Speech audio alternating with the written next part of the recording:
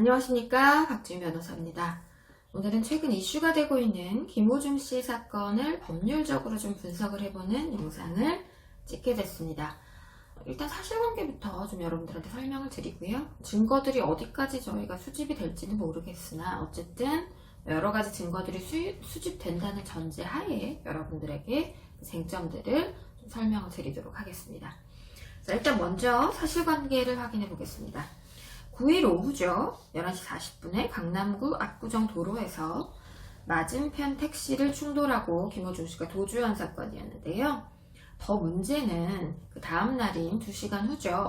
10일 새벽 1시 59분에 매니저가 김호중이 입고 있던 옷을 입고 경찰서에 대신 나가서 거짓으로 자백을 했다는 거죠. 근데 뭐 진술을 받으면서 좀 이상했나 보죠. 그래서 결국에는 그것들이 거짓말임이 탄로가 나서 그 다음 날이죠. 그 다음 날 오후 4시가 넘어서 김호중 씨가 경찰서에 가서 이제 진술을 다시 했다. 이런 내용들이 기사에 나왔었죠. 진술들이 조금 경찰들이 의심할 점들이 많았던지 이제 증거들이 필요했던 것 같아요. 근데 자발적으로 그 증거들을 제출하지 않는 상황이 지금 왔기 때문에 경찰이 압수수색 영장을 신청한 것 같은데요. 14일이죠. 강남경찰서가 그 사고 차량 블랙박스에 메모리 카드가 빠져 있다. 그거를 이유로 사라진 블랙박스 메모리 카드를 확보해야 된다라는 취지로 압수수색 영장을 이제 신청을 해서 발부가 됐고 압수수색이 이루어진 걸로 지금 확인이 되고 있습니다. 뭐 매니저는 그걸 자기가 빼서 버렸다는 취지로 얘기를 하고 있기 때문에 실제로 뭐 그랬다고 한다면 메모리 카드를 확보하는 것은 조금 어려워 보이는데요. 경찰이 어떻게 어디까지 증거를 확보할 수 있을지는 좀 더 지켜봐야 될 문제인 것 같습니다. 어쨌든 지금 의심되고 있는 정황이 음주를 했을 것이다. 왜냐면 뭐 유흥주점에서 나왔고 그리고 갑자기 정차했던 차를 들이받고 도망을 갔으니까요. 그러니까 뭐 음주를 했을 것이다라는 추정들이 있고, 그리고 매니저가 자기가 알아서 이거를 뭐 자진해서 나갔다고 하지만 실제로 김호중 씨가 나 대신 좀 가줘라 라고 얘기했을 수도 있는 것이고, 그러니까 지금 뭐 다 추정들입니다. 증거가 나오진 않았죠. 그래서 다 추정들이기 때문에 그런 추정들이 사실로 인정이 됐을 경우에 입증이 됐을 경우에 어떠한 처벌을 받을 수 있는지를 이제 저희가 하나씩 좀 분석을 해드리려고 합니다.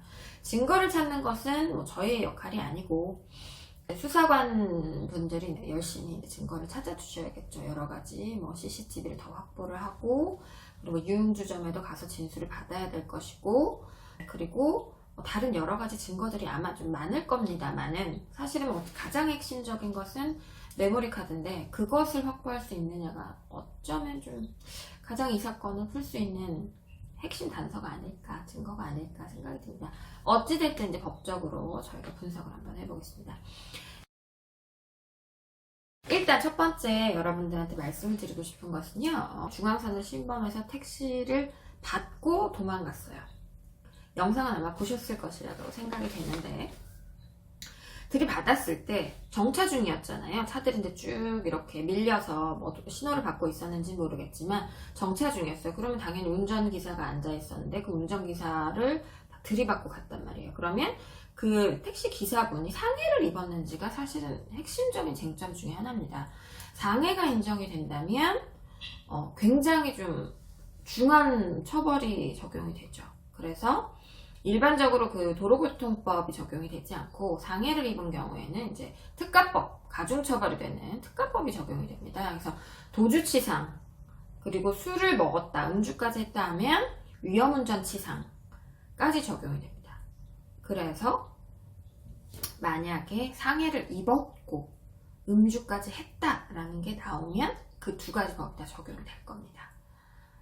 나중에 이제 그 죄수에 대해서도 잠깐 설명을 드릴 텐데요. 일단 여기까지 말씀을 드리고, 자, 그러면 그 운전기사분이 상해를 입었을까?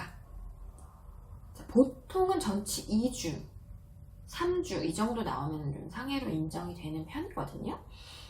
자, 그리고 상해로 인정되는 그 판례가 설치한 문구가 있습니다. 좀 설명을 드리면 상해 중의 상해는 신체의 완전성을 훼손하거나 생리적 기능에 장애를 초래하는 것을 의미하고, 상처가 극히 경미한 것으로서 굳이 치료할 필요가 없어서 자연적으로 치유되며 일상생활을 하는데 아무런 지장이 없는 경우에는 상해에 해당하지 않는다라고 설치를 하고 있습니다. 그렇기 때문에 근데 보통 이제 2주 그리고 치료를 이제 지속적으로 받았다, 그렇게 되면 진단서를 받고 그렇게 되는 경우에는 2주, 3주면은 보통은 다 상해에 해당이 됩니다. 뭐 여러분들이 더 잘 아실 수도 있겠으나, 어찌됐든 그래서 그 택시 운전기사님이 나 상해 입었어요 라고 주장을 하면서 진단서를 떼서 온다. 예. 그리고 검사가 봐도 이거 상해죄인 것 같다 그러면은 치상죄로 이제 다 기소를 하시겠죠. 도주치상, 그다음에 위험운전치상 특가법이 적용이 됩니다. 그래서 그거가 아마 그 제목이 적용이 될 겁니다. 그리고 이제 도로교통법상 음주가 인정이 되면 치상은 아니다, 음주만 했다 그러면 음주운전, 그리고 아까 말씀드린 그 사고 위조치, 요렇게 적용이 될 겁니다. 음주를 안 했으면 뭐 단순 사고 위조치 죄만 적용이 될 것이고요. 그러니까 어떻게 증거들이 나오느냐에 따라서 아마 기소되는 죄명들이 다를 겁니다. 자, 그리고 마지막으로 여러분들에게 좀 설명을 드릴 것 중에 하나가, 지금 중앙선을 넘어서 이제 들이받으셨잖아요. 정차 중인 차량을 이렇게 들이받았기 때문에 이게 여러분들이 잘 아시는 그 12대 중과실에 해당이 되죠. 그래서 교특법이 적용이 되지 않습니다. 적용이 된다는 거죠. 그러니까 단서에 적용이 돼서, 그러니까 뭐 종합보험을 가입하든 피해자가 합의를 하든 처벌불원을 원한다고 해서 기소가 되지 않는 게 아니다. 예, 그래서 그런 점도 일단은 좀 알아주셨으면 좋겠고,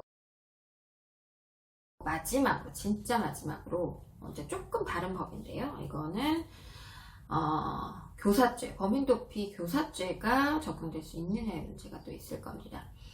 보통 판례에서 이제 허위로 진술을 하게 하는 경우에는 그 법을 적용을 하거든요.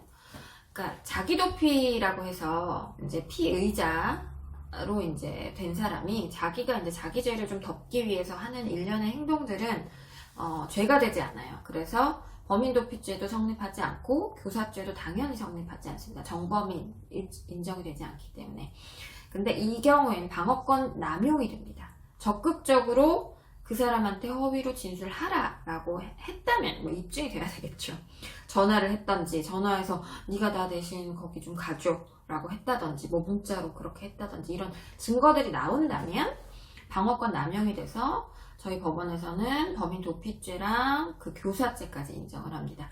그래서 뭐 증거가 어떻게 나오느냐에 따라서 다 달라지겠으나, 일단은 그러한 증거들이 나왔다라고 하면 첫 번째는 도주치상, 그 다음에 사고 위조치 이렇게 인정이 되고, 그 다음에는 음주를 했다 그럼 위험운전치상에 음주운전 여기까지도 적용이 될 거고요. 그리고 그 교사죄까지 인정이 될 수 있느냐, 증거까지 나온다 그러면 범인도피 교사죄까지 해서 5가지 죄목 정도로 처벌을 받을 수 있을 것 같습니다.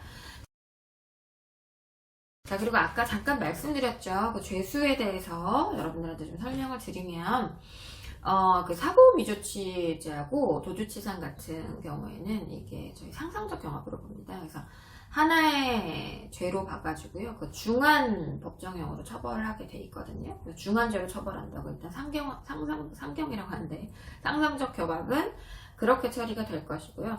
다만 이제 위험운전치상하고 도주치상 같은 경우에는 실체적 경합으로 봅니다.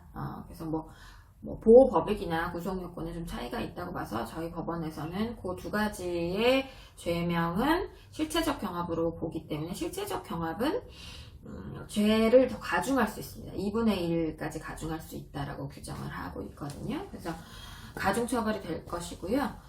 그리고 이제 뭐 범인도피 교사죄까지 적용이 되면 당연히 그것들이 다 가중이 돼서 처벌이 될 것 같습니다. 근데 문제는 아까 말씀드렸지만 저희 수사기관에서 어디까지 증거를 가져올 수 있느냐, 그게 좀 핵심적인 사안이 되겠죠. 만약에 그 음주의 증거, 그 다음에 교사한 증거, 뭐 이런 상해 주장까지 나온다고 하면 그 5가지 죄가 상상적 경합하고 실체적 경합까지 돼서 죄가 조금 더 가중돼서 처벌이 될 것이다. 이렇게 예상할 수 있겠습니다. 일단 지금 압수수색을 하고 있다고 하니까 수사 결과를 한번 지켜봐야 될 것 같고요. 향후에 어떤 식으로 사건이 전개되는지는 진행되는 과정에 따라서 여러분들에게 조금 더 나은 정보, 유익한 정보 전달해 드리도록 하겠습니다. 궁금한 사항 있으시면 언제든 댓글 달아주시고요.